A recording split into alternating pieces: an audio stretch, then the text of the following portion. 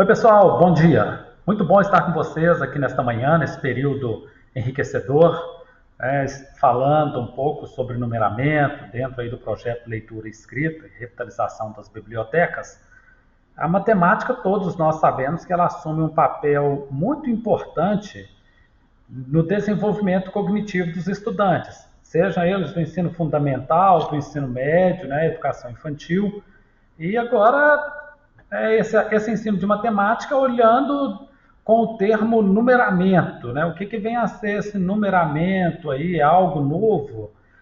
Na prática, é aquilo que a gente tem se esforçado ao longo do tempo para fazer, né? Que é desenvolver no aluno a competência e a autonomia na resolução de problemas, que esse é o grande objetivo do ensino da matemática, seja nos PCNs, em todos os currículos, no CBC, agora na BNCC, no currículo de referência de Minas Gerais. Sempre que observamos, o objetivo no ensino da matemática é conduzir o aluno à sua competência na resolução de problemas, analisar situações problemas, ser capaz de ler, interpretar e agir para solucionar o problema, não é mesmo? E a escrita e a leitura são fundamentais nessa formação do aluno, porque é por meio da leitura que ele consegue compreender os enunciados, compreender as situações, problemas que têm sido apresentados ali para ele. E há uma leitura específica também dentro da matemática, não é mesmo?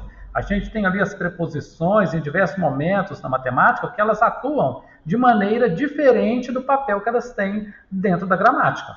Quando, por exemplo, a gente explica que o i indica simultaneidade, ali nos conjuntos numéricos, o di indica multiplicação no cálculo das porcentagens e tudo, a gente vê, então, uma leitura bem estrita ali, bem peculiar da matemática, e que é importante ser desenvolvido aí ao longo de todo o processo com os estudantes. A parte da escrita, ela é tão importante quanto a leitura, porque por meio da escrita é que o aluno ele vai externar as suas interpretações. O modo como ele escreve possibilita a nós, professores, fazermos a melhor avaliação para a correção de defasagens, no processo de ensino e aprendizagem. Então, assim, muito importante a leitura e a escrita na matemática. E deve ser observado aí, diariamente nos planejamentos das aulas, dos projetos, para que a gente, de fato, consiga, ao final do trabalho, conduzir os nossos alunos ao objetivo principal. Eu vou falar aqui um pouco sobre as 5 competências aí apresentadas pela BNCC e estão também presentes, lógico, no currículo referência de Minas Gerais para o ensino da matemática. Essas 5 competências, a primeira delas tem aí utilizar as estratégias, conceitos e procedimentos matemáticos para interpretar situações em diversos contextos. Sejam atividades cotidianas, sejam fatos das ciências da natureza e humanas, das questões socioeconômicas ou tecnológicas, divulgados por diferentes meios, de modo a contribuir para uma formação geral, não somente a formação e a capacidade de resolver problemas de cálculo, mas de compreender as situações, problemas no seu contexto, no seu dia a dia, no seu cotidiano. O ensino da matemática ele visa isso, muito além de simplesmente resolver problemas ali em sala de aula, aquelas situações que a gente dá, dos enunciados e tudo. Mas saber que o contexto em que nós vivemos ele está rodeado de situações de problema. E saber agir com assertividade, embasado na matemática, isso promove no aluno também a sua autonomia, frente aos seus desafios e também possibilita o exercício pleno da cidadania. É um direito fundamentado aí, é um direito subjetivo, dessa aprendizagem, desse ensino de qualidade, e o que se espera é que, de fato, ele adquira essas competências. Segundo, propor ou participar de ações para investigar desafios do mundo contemporâneo e tomar decisões éticas e socialmente responsáveis, que a gente falou no item 1, com base na análise de problemas sociais, como os voltados a situações de saúde, sustentabilidade, as implicações da tecnologia no mundo do trabalho, entre outros, né? Mobilizando e articulando conceitos, procedimentos e linguagens próprios da matemática.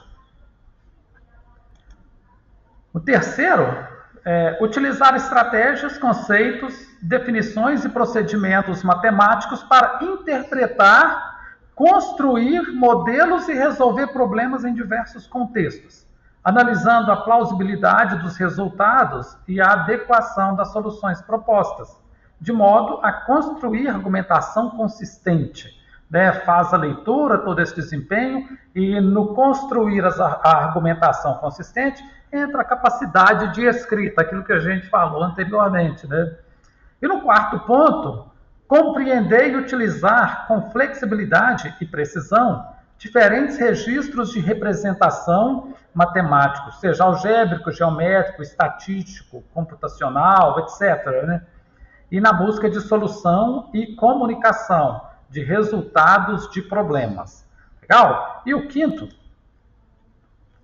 é investigar e estabelecer conjecturas a respeito de diferentes conceitos e propriedades matemáticas, empregando estratégias e recursos como observação de padrões, experimentações e diferentes tecnologias, identificando a necessidade ou não de uma demonstração cada vez mais formal na validação das referidas conjecturas. Legal? E nesse momento também, eu trouxe aqui o recorte, né, de uma aula onde foi trabalhado o gênero textual, conta de uma conta de água aqui da Copasa, trabalhado na sala de aula para o aluno fazer a leitura e a interpretação.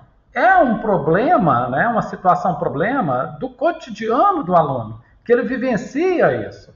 Legal? E muitos, até mesmo que já concluíram o ensino médio, eles possuem dificuldade de compreender, por exemplo, uma fatura de cartão de crédito, né, a fatura da conta de água, conta de energia, né, de telefonia, aqueles que ainda possuem. Então, é de grande importância e valia trazer isso para o contexto do aluno na escola, trazer para dentro da sala de aula. Utilizar como metodologia de ensino, para que a gente consiga alcançar o objetivo.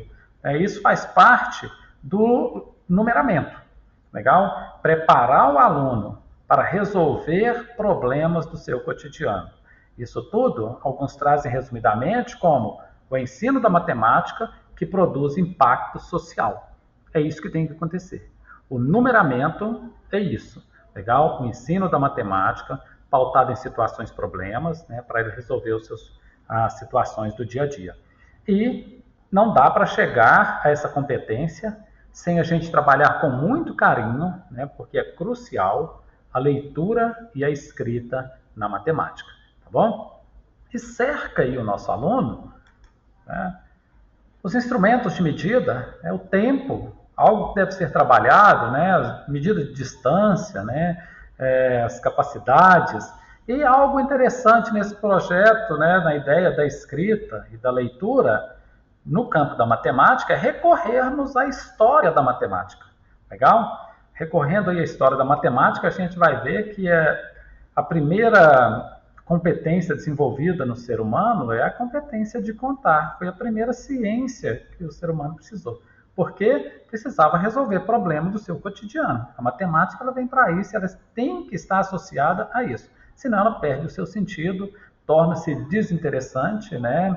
E ela não é desinteressante. A matemática, de modo nenhum, ela é desinteressante. Pelo contrário, é muito envolvente, né? Divertida, né? Curiosa, e a gente precisa unicamente associar o ensino ao cotidiano de cada um, ao seu universo de vivência.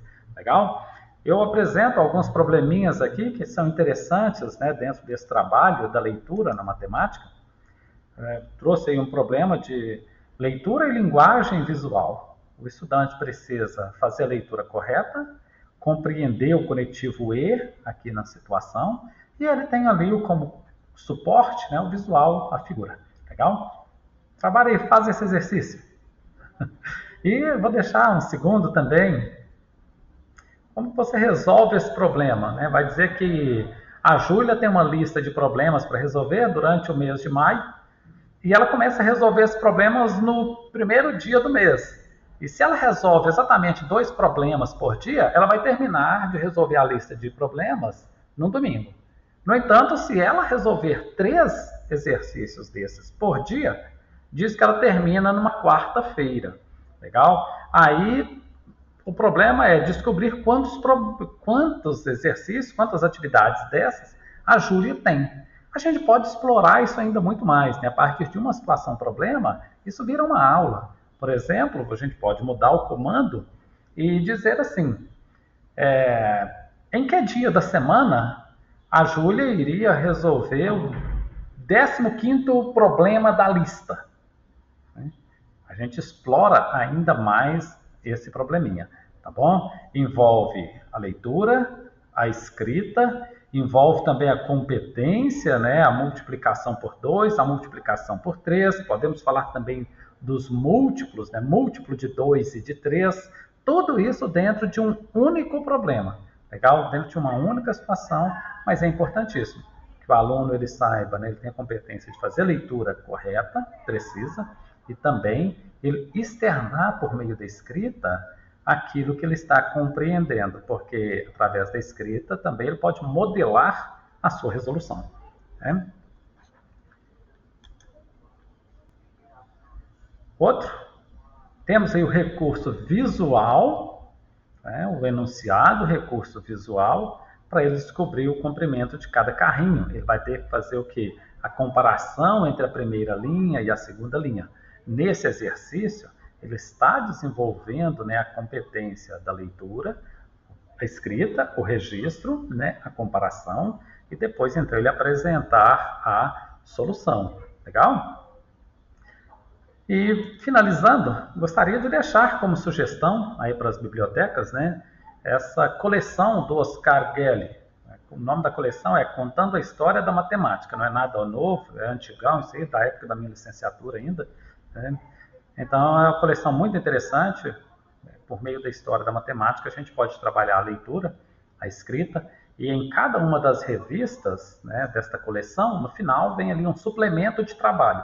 É uma lista de exercícios já pronta. Aí é só fazer cópias dessa lista e o professor, né, com a sua criatividade, toda a sua habilidade, vai fazer o melhor trabalho possível aí com os nossos estudantes. É isso aí, pessoal. Grande abraço, né? E Deus te abençoe nesta manhã preciosa, tá bom? Até mais. Logo mais nos falamos.